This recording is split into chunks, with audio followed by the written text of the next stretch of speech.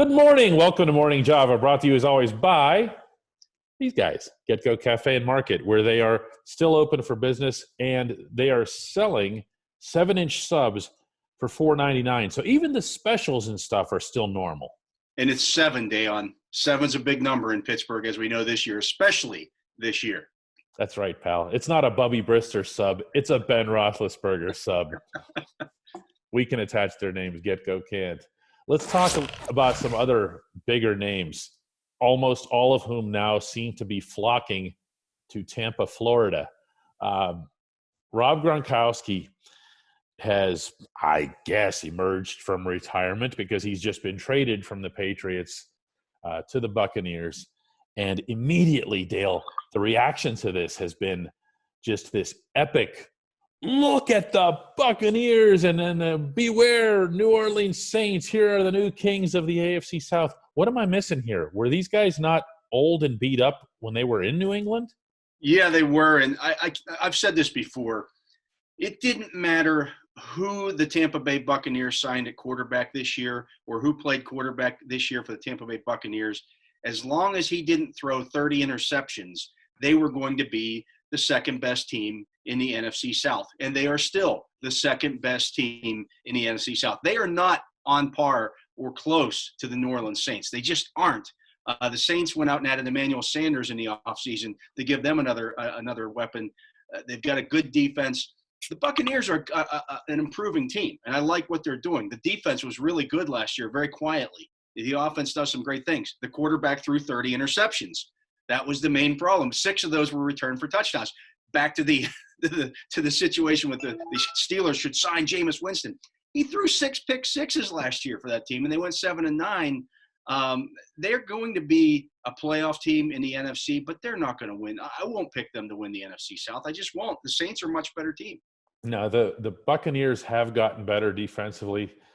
It's funny. When I picture the Tampa Bay defense, I'm still picturing Vance McDonald in the field. That game we covered down there.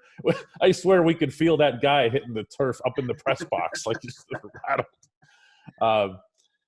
I don't see it, but swinging back to the Patriots guys themselves, it's amazing, Dale, how a name carries that much weight. When Rob Gronkowski retired, he didn't do so because he lost love of the game. He didn't do so because he lost certainly not his zest for life or anything else that he has that we know about.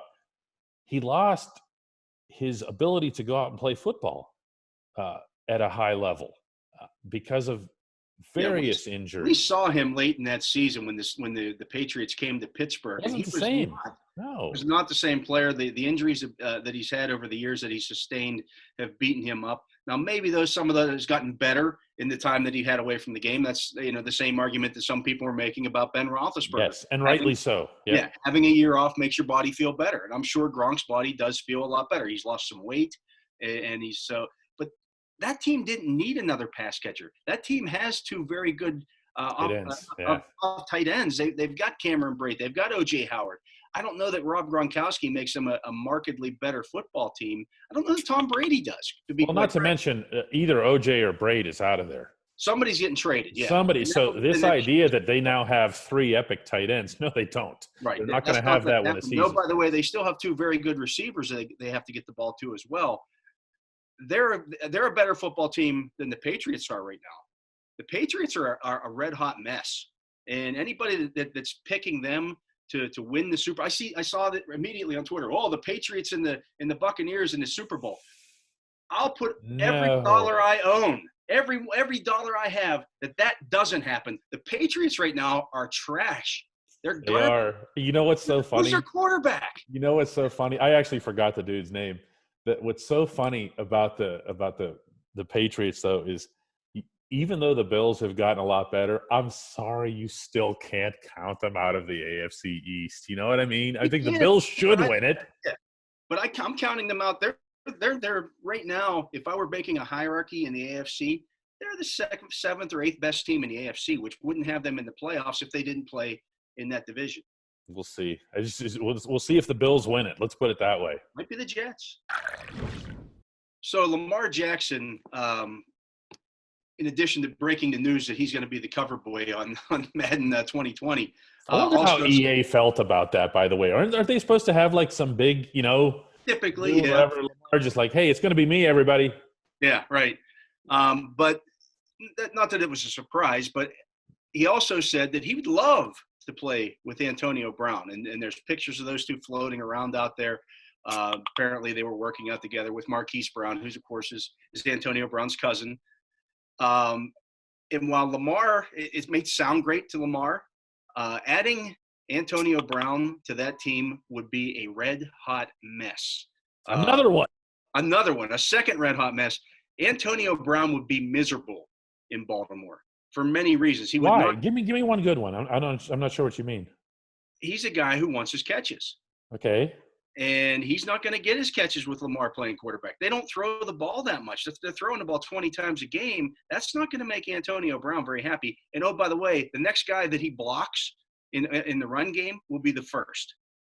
So no, he's not Hines Ward. No, I don't see that. I don't see that working out. There's a reason why. I mean, I'm sure the Ravens have kicked that idea around, and I'm sure Lamar and Marquise Brown have contacted John Harbaugh and said, hey, how about we go sign Antonio Brown?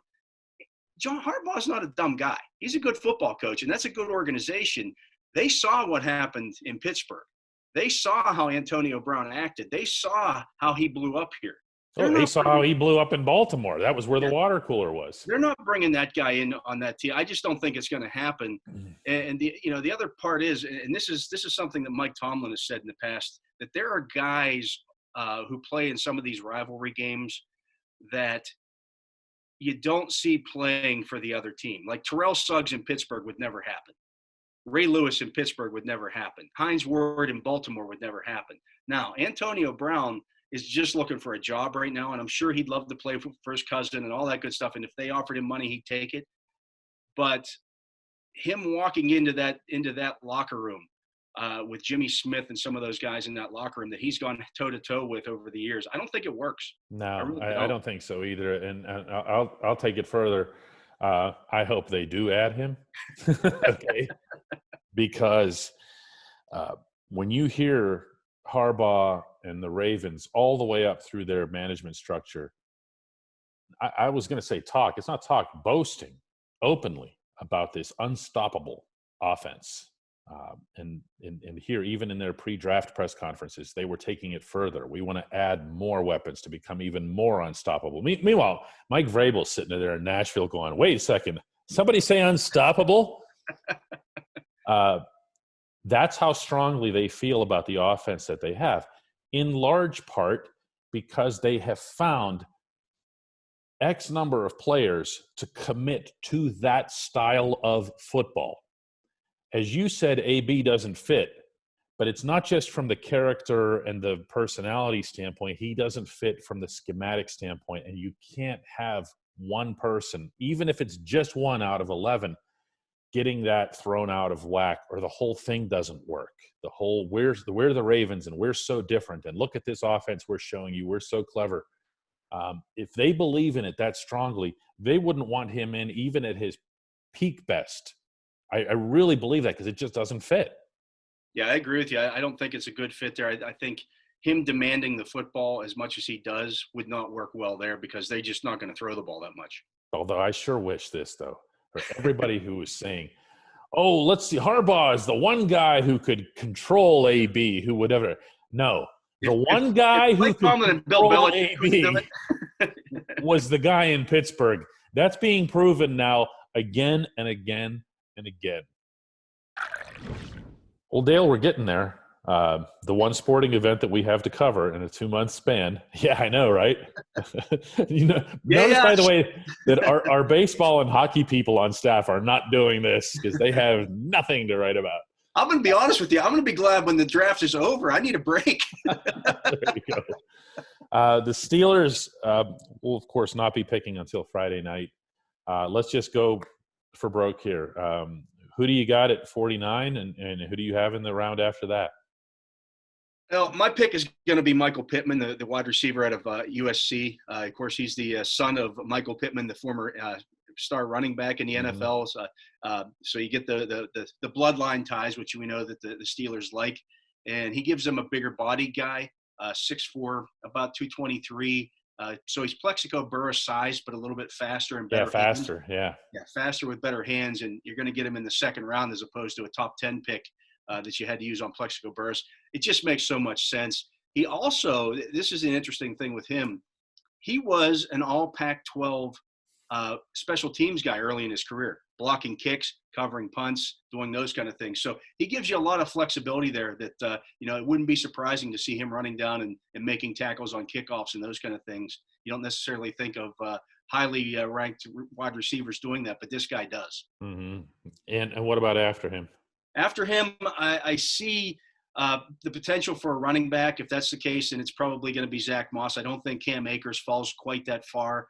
Moss is he's a big physical runner, a little bit faster than James Conner, obviously a little bit faster than Benny Snell. And the thing that I like about him is that physicality. He's an every down running back. He catches the ball well. If it's not him, I could see them going for a safety, an inside linebacker. The nose tackle position is still one that needs to be addressed. I wrote about that today. Lakey Fotu out of Utah would be a great pick there with one of those 3 picks in the middle rounds there. And, that's going to be the interesting part of this. The thing with the Leonard Fournette stuff that's happening, No. the news with him, the asking price is apparently a 2021 draft pick. I would be interested in doing that. I don't know that I would want to go with a 4th for that, but if you're basically renting Leonard Fournette for a year with the option to pick up that second year on his rookie deal, if I can get him for a 6th round draft pick in 2021, I might be interested in that. Yeah, he's got to pass a pretty rigorous physical, which would be a difficult thing to pull off right now. Right. I'm going to get greedy, and this is your fault because you've done these mocks that have allowed me to think this way. I know Brandon Ayuk's not going to fall. Okay. I've tremendous football player. This guy. But if we're talking about for anyone who doesn't know, this is the Arizona State wide receiver who just looks like it's unbelievable that people don't see him as a first rounder. Yeah. But that's his draft. But that's the nature of this receiver class. There are 10 guys in this draft that could be first-round draft picks. So he's the guy that if he's your middle of the pack, which he is out of these 10 wide receivers, and watching this guy and everything that he can do and what he would be able to do for the Steelers across the middle, down deep, adjusting to the ball, like at times on highlights like Larry Fitz. I'm not name dropping, but that's when I think of adjusting to the ball, I think of Larry Fitz. I've never seen anybody better at it. See the stuff that this guy can do. All you can do is hope and pray. And when you see a lot of these mocks and he's in the 30s and the Steelers are at 49, all you can do is cross your fingers. So I'm going to be stubborn and hope.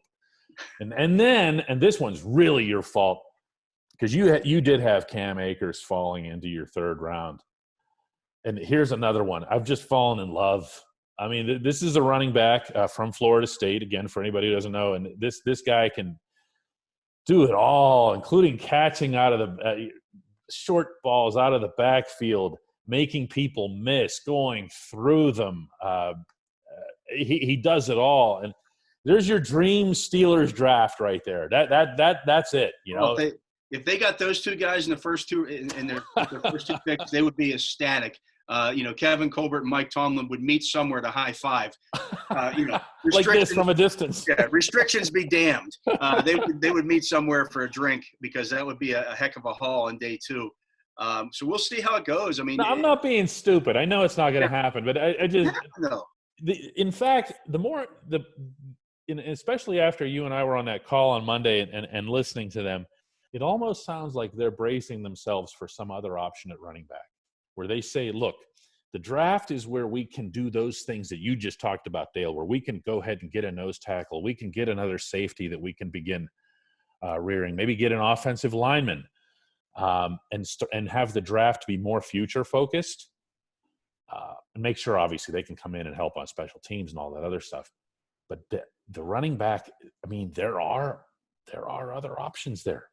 It does not have to be a draft pick. We didn't even mention Shady, but there are other guys that they could get. Well, I mean, if you look at it, Lamar Miller's still out there. Mm-hmm. There are guys like that who were 1,000-yard rushers last year who are still available right now that you could bring in on the cheap. If you don't want to make a trade for Leonard Fournette, or if you want to go get Carlos Hyde or someone like that who could be an every down back for you and be that guy to back up at the very least James Conner, and maybe you sign him to a 2-year deal and they're kind of your bridge next year when you do draft one. It's all on the table, and then you're holding your breath every time Connor's tackled. You're doing that anyways. I so know. that's just that's the nature of the beast with him, and it's unfortunate, but it's the reality.